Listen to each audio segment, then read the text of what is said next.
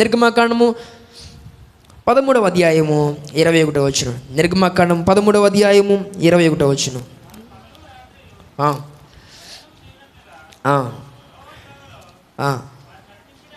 ఆ మాట చూడండి. వారు పగలు రాత్రియు ప్రయాణము చేయునట్లుగా యెహోవా త్రోవలో వారిని నడిపించుటకై పగటి వేళ మేఘ స్తంభమును వారికి వెలిగించుటకు రాత్రి వేళ అగ్ని స్తంభమును ఉండి వారికి ముందుగా నడుచుచు వచ్చెను. దేవుని స్తోత్రం కలుగును గాక. దేవుని త్రోవలు అలాంటివండి, అద్భుతాలతో కూడినటువంటి త్రోవలు. దేవుని యొక్క వాక్య సంబంధంగా మనం మారితే ఖచ్చితంగా ఇశ్రాయేలు ఈ త్రోవ, ఇది యెహోవా త్రోవ అనేటువంటి మాటను మనం అక్కడ చూస్తాం. ఈ దేవుని త్రోవలో వారు నడిచినప్పుడు పగలు మేఘస్తంభం, రాత్రి అగ్నిస్తంభం. ఏంటండి ఇది? ఇది అద్భుతం కాదా?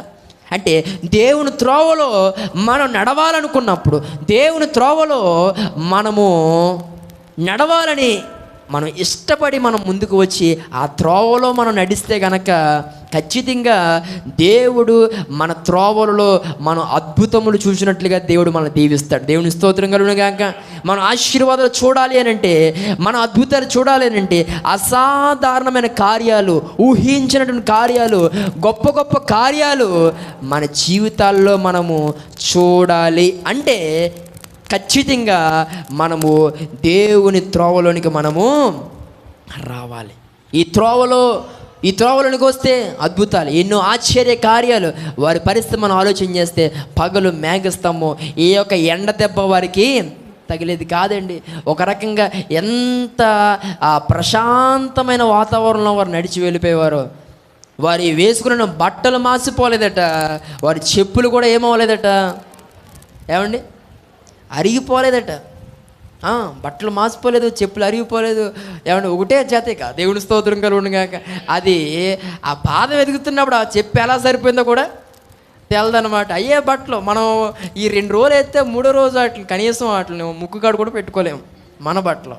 కానీ వాళ్ళ బట్టలు చూడండి, ఆ అరణ్యంలో స్థానాలు ఉన్నాయో లేవో తెలదు, కానీ మొత్తానికి అదే బట్ట, అదే జత. దేవుని స్తోత్రం కలుగును గాక.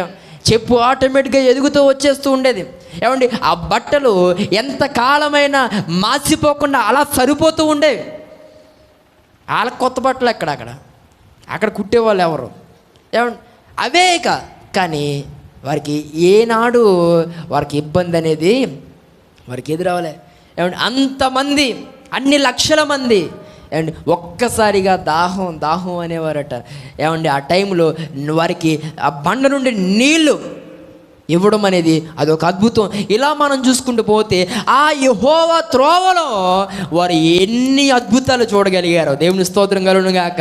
అంటే దేవుని త్రోవలో మనము సరిగా రాగలిగితే ఆ త్రోవలో మనకు అన్నీ ఏంటన్నమాట, అద్భుతాలు, ఆశీర్వాదాలే. అంతా కూడా నీకు ఆనందమే, సంతోషమే, సమాధానమే.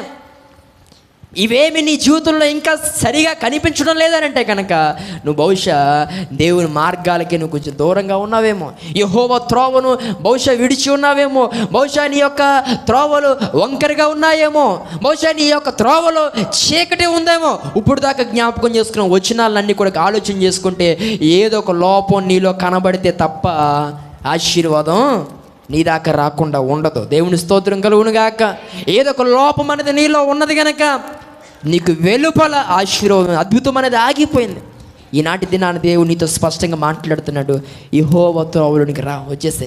లోక త్రోవలు ఆ పరిస్థితులు గుండా నువ్వు వెళ్ళడం అనేది నీకు అంత దీవెన ఆశీర్వాదం కాదు. కానీ దేవుని త్రోవలోనికి నేటి దినాన్న నువ్వు రాగలిగినప్పుడు ఖచ్చితంగా నీ జీవితంలో దేవుడు గొప్ప కార్యాలే దేవుడు చేస్తాడు. దేవుని స్తోత్రం కలుగును గాక. అద్భుతం చూడాలి అని అంటే నువ్వు ఎక్కడికి రావాలి? దేవుని త్రోవలోకి నీవు వచ్చేసేయాలి. కొన్ని సందర్భాల్లో దేవుని త్రోవ నుండి మనము తొలగిపోవడం గల కారణం ఏంటనంటే, ఎందుకు కొన్ని సందర్భాల్లో దేవుని త్రోవలో మనం అడ్జస్ట్ కాలేకపోతున్నాం అని అంటే, పాపము చేత మనం ప్రేరేపించబడి పాపానికి కన్విన్స్ అవడాన్ని బట్టి చాలా సందర్భాల్లో మనము దేవుని త్రోవలోనికి రాలేకపోతూ ఉంటాం. నేను ఎప్పుడు చెప్తాను, పాపము చేయటానికి అపవాది ఎప్పుడు మనల్ని ప్రేరేపిస్తూనే ఉంటాడు. అపవాది పని ఏంటి అని అంటే కనుక నిన్ను దేవుని త్రోవల నుండి తప్పించాలి. ఆ అపవాదికి నువ్వు అవకాశం ఇస్తే, అపవాది చెప్తున్న మాటలకు నువ్వు కన్విన్స్ అయిపోతే కనుక తప్పకుండా నువ్వు అద్భుతాన్ని నువ్వు చూడలేవు, ఆశీర్వాదాన్ని నువ్వు చూడలేవు. దేవుని స్తోత్రం కలుగును గాక. ఎప్పుడు కూడా పాపానికి కన్విన్స్ కాకూడదు. దేవుని స్తోత్రం కలుగును గాక. ఒకానొక ప్రాంతంలోనంట ఒక ఆయన మేకను కొనుక్కొని, బాగా ఇష్టపడి మేకను కొనుక్కొని ఇంటికి పట్టుకెళ్తున్నాడట. ఆ మేకను కొనుక్కొని ఇంటికి పట్టుకెళ్తూ ఉంటే ఈ లోపల ఆడి దగ్గర ఉన్న మేకను చూసి ఒక నలుగురు అనుకున్నారట, వీడి దగ్గర నుంచి ఎలాగైనా మేక పిల్లని ఏం చేయాలి, కొట్టేయాలి, ఎలాగైనా మనోడి దగ్గర నుంచి సైడ్ వేయాలి అనుకుని, దాంట్లో ఈ వ్యక్తికి ఒకడు ఎదురై నమస్తే సార్ అని చెప్పి, ఏంటి సార్ బాగున్నారా, అలా ఇలాగని ఎక్కడికి వెళ్తున్నారు, మార్కెట్కి వెళ్ళి వస్తున్నారా, ఓకే ఏంటి సార్ కుక్క పిల్లలు కొన్నారు అన్నాడట.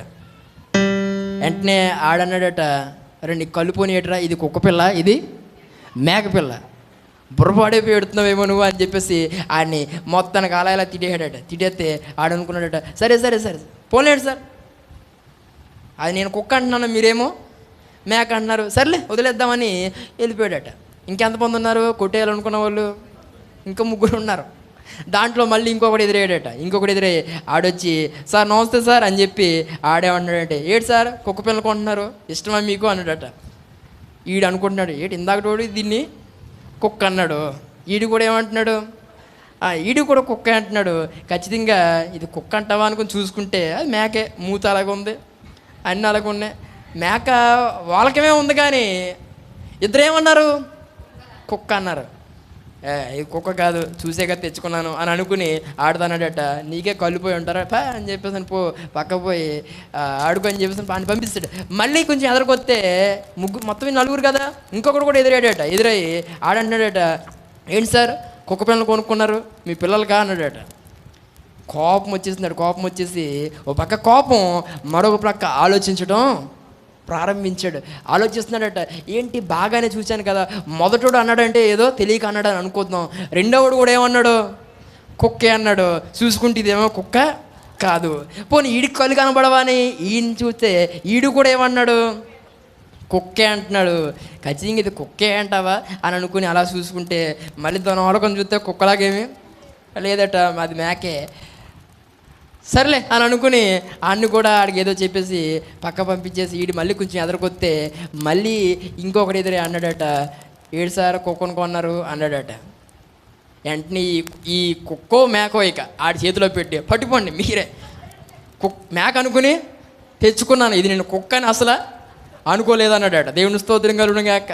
మొదటోడేమో గట్టిగా మందలించాడు, రెండోవాడి దగ్గరకు వస్తే కొంచెం అవునా అన్నట్టుగా అనిపించింది, మూడోవాడి దగ్గర అవునంటావా అన్నట్టుగా అనుకున్నాడు. ఇక 4వవాడు కుక్క అనడంతో వీడు కొన్నది మేకైనా ఈడు కూడా వాళ్ళ వేలోకి వెళ్ళిపోయి వీడు కుక్కే అని ఒక నిర్ధారణకు వచ్చేసాడు. చాలా సందర్భాల్లో అపవాది కూడా ఈ రీతిగా నిన్ను కన్విన్స్ చేసే ప్రయత్నం చేస్తాడు. ఎందుకో తెలుసా, నిన్ను దేవుని త్రోవలో నుండి నిన్ను బయటకు తీసుకురావాలని. దేవుని స్తోత్రం కలుగును గాక. కాబట్టి యవనస్తులు చాలా జాగ్రత్తగా గమనించాలి. ఏదో ఒక సందర్భంలో అపవాది నిన్ను ఈ రీతిగా ప్రేరేపిస్తాడు, నిన్ను దేవునికి దూరం చేయాలన్న ఆలోచనలు, నిన్ను దేవునికి వెలుపలకు తీసుకొచ్చేయాలన్న ఆలోచనలతో నిన్ను కన్విన్స్ చేసే ప్రయత్నం చేస్తాడు. నువ్వు కన్విన్స్ అయితే, నువ్వు రాజీ పడేటువంటి వ్యక్తివైతే కనుక ఇక మరలా ఆడు తీసుకెళ్ళినటువంటి ఆ మార్గంలో నుండి మరలా వెనుకకు రాలేవు. ఆ పాపములో నుండి నువ్వు మరలా పైకి లేవలేవని దేవునికి సేవకుని నేను తెలియజేస్తున్నా. దేవుని స్తోత్రం కలుగును గాక. కాబట్టి పాపం ఎప్పుడు కూడా నిన్ను ప్రేరేపిస్తూ ఉంటుంది. పాపపు స్నేహితులు నిన్ను ఎప్పుడు కూడా పురుకొల్పుతూ నిన్ను కన్విన్స్ చేస్తారు, ఏదో ఒక విధంగా దేవునికి దూరం చేయాలన్న ప్రయత్నాలు చేస్తూనే ఉంటారు. ఎప్పుడు కూడా మనము కన్విన్స్ కాకూడదు. దేవుని స్తోత్రం కలుగును గాక. మనం ఒప్పుకోవడానికి వీలు లేదు, మనము రాజీ పడిపోవడానికి అయితే నా దేవునికి సేవకు నేను తెలియజేస్తూ ఉన్నాను. దేవుని త్రోవలో నువ్వు సరిగా స్థిరపడగలిగితే ఖచ్చితంగా ఈ త్రోవలో ఎన్నో అద్భుతాలు, నీ ఎడ్యుకేషన్లో అద్భుతాలు, నువ్వు చేస్తున్నటువంటి ఆ ఉద్యోగ ప్రయత్నంలో అద్భుతాలు, నువ్వు దేవుని విషయమై విశ్వాసముతో నిరీక్షణతో నువ్వు ఏదైతే ఆశపడుతున్నావో నీ యొక్క ఆశను బట్టి ఘనమైన అద్భుతాన్ని దేవుడు ఈ 2024 సంవత్సరంలో దేవుడు మనకు అనుగ్రహించును గాక. గట్టిగా చప్పులు కూడా దేవుడు నామమున మహిమపరచు.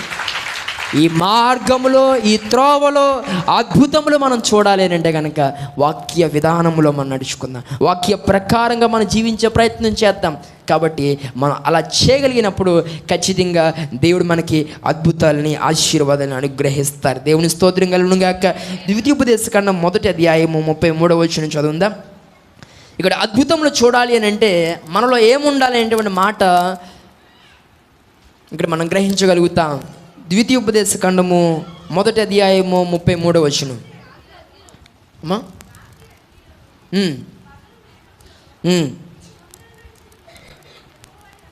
యెహోవా యందు మీరు విశ్వాసం ఉంచలేదు. ఈ మాట్లాడు నా ప్రియ సహోదరి సహోదరుడా, నీకు నీ విషయమై మేఘస్తంభముగా, నీ విషయమై అగ్నిస్తంభముగా ఉన్నటువంటి దేవుని యందు నువ్వు ఏముంచలేదు, విశ్వాసము ఉంచలేదు.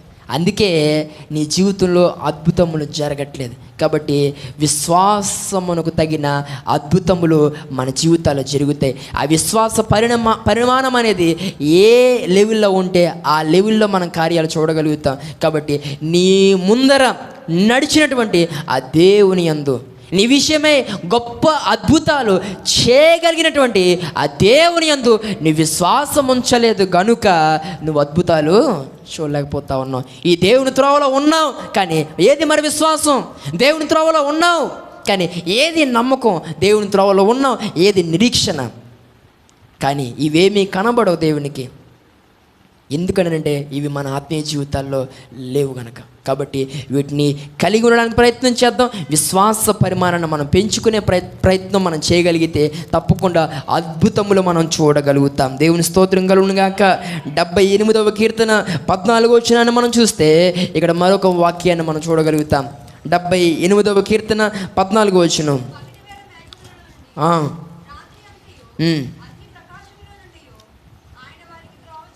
ఆయన వారికి త్రోవ చూపెను, ఆయన వారికి త్రోవ చూపెను.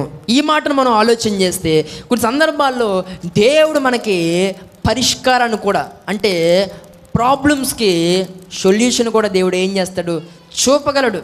అది కూడా ఆయన చేసేటటువంటి అద్భుతాల్లో ఒకటే. కొన్ని సందర్భాల్లో సమస్య అంతా చెప్పి మనం అంటూ ఉంటాం కదా, ఏం చేయాలో ఏమీ అర్థం కావట్లే, బహుశా నువ్వేమన్నా చెప్తావేమో అని నిన్ను ఒక సలహా అడుగుతున్నాను అంటే కొన్ని సందర్భాల్లో పిల్లరా ఏం చేయాలో మనకు అర్థం కాదు, ఏం చేయాలో మనకు తోచదు. మనకు కలుగుతున్న సమస్యలను బట్టి ఎవరిని అడిగి మనం ఒక సలహా తీసుకోవాలో అర్థం కాదు.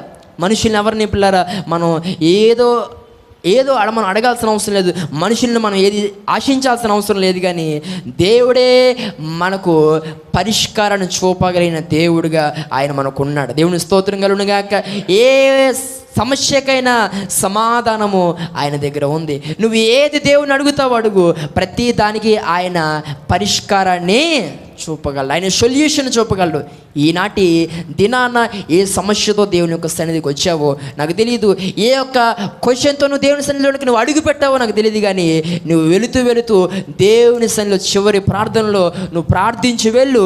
ఆయన ఈ యొక్క దినాలలో ఈ వారంలో ఆయన త్రోవను దేవుడు నీకు చూపిస్తాడు. దేవుని స్తోత్రం కలుగును గాక. నువ్వు దేవుని ఎదుట పెట్టి వెళ్ళినటువంటి ఆ ప్రశ్నకు నువ్వు సమాధానాన్ని, పరిష్కారాన్ని నువ్వు చూడబోతా ఉన్నావు. దేవుని స్తోత్రం కలుగును గాక. విశ్వాసముతో మనము ప్రభు ఎదుట మన ప్రశ్నలన్నీ పెడదాం. విశ్వాసముతో మన ప్రభువుని అడిగితే దేవుడు నువ్వు అడిగిన దానికి ఆయన సొల్యూషను చెప్పగలడు, ఆయన పరిష్కారాన్ని ఆయన చూపగలిగిన దేవుడు ఆయన. దేవుని స్తోత్రం కలుగును గాక. ఆ రీతిగా మనం ముందుకు వెళ్ళడానికి ప్రయత్నం చేద్దాం.